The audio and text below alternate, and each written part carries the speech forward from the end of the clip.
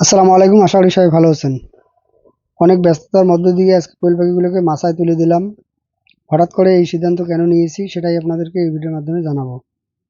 এর পাশাপাশি একটা খুশির খবর হচ্ছে, প্রথমবারের মতো আজকে ডিমও পেয়েছি, আলহামদুলিল্লাহ। এই পাখিগুলো প্রথম কতদিন বয়সে ডিম দিয়েছে আর কত টাকা খরচ হয়েছে মানে ডিমে আসা পর্যন্ত, তো এই নিয়ে পরবর্তীতে আপনাদেরকে আরেকটা ভিডিওর মাধ্যমে সেটা জানিয়ে দেবো। এই মাছারা তৈরি করার জন্য আমার কাঠগুলো আগে থেকে ছিল, আমার শুধু লাগবে নেটটা। তো এখানে নেটের মাপটা নিচ্ছিলাম যে কতটুকু নেটের প্রয়োজন হবে।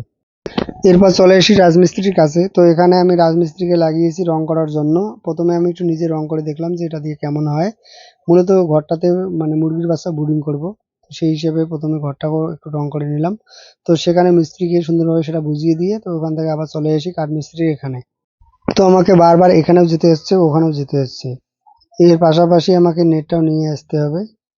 তো কেন হঠাৎ করে এই মাছাটা বানানোর সিদ্ধান্ত নিলাম সেটাই এখন আপনাদেরকে বলছি। যদিও এই সিদ্ধান্তটা আমি আগের বছর নিয়েছিলাম যখন আমার পাখিগুলো মারা গিয়েছিল। এবারেও পাখি পালন শুরু করলে আমি প্রথমে মাছাটা তৈরি করতে পারিনি। তো আমার যে 200টা কোয়েল পাখির বাচ্চা ছিল ফ্লোরে পালন করার ফলে, তো সেগুলো বাচ্চা প্রায় সবগুলোই শেষ। তো এ থেকে দ্রুত সিদ্ধান্ত নেই যে এখন পাখিগুলোর জন্য সুন্দর একটা সেটআপ দিতে হবে।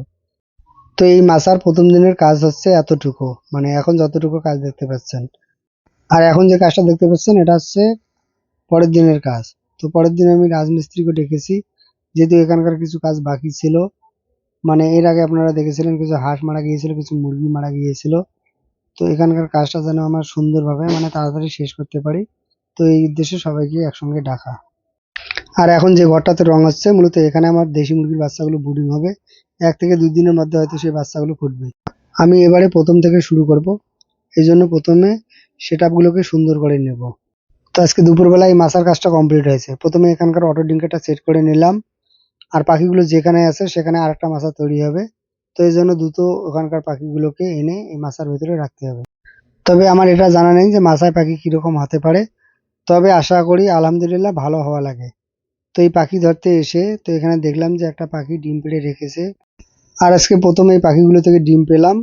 তবে এখানে অর্ধেকের বেশি পুরুষ পাখি আছে। আর এই পাখিগুলোকে মাচায় তোলার পর বিকেলবেলা আবার এই পাখিগুলো থেকে 2টো ডিম পেয়েছিলাম। আর এই ডিমটাকে এনে এখানে একটু গড়াগড়ি করে দেখতেছিলাম যে আসলে এটা উপর থেকে নিচে আসে কিনা। মোটামুটি এখানে 4 ইঞ্চি ঢাল দিয়েছিলাম, তবে মনে হয় না যে উপরে ডিম পারলে সেটা নিচের দিকে আসবে।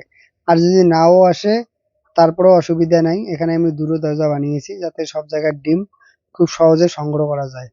আর এই পাখি মাচায় পালন করার ফলে আমার সুবিধা হচ্ছে নাকি অসুবিধা হচ্ছে, তো কিছুদিন পালন করার ফলে সেটা বুঝতে পারবো।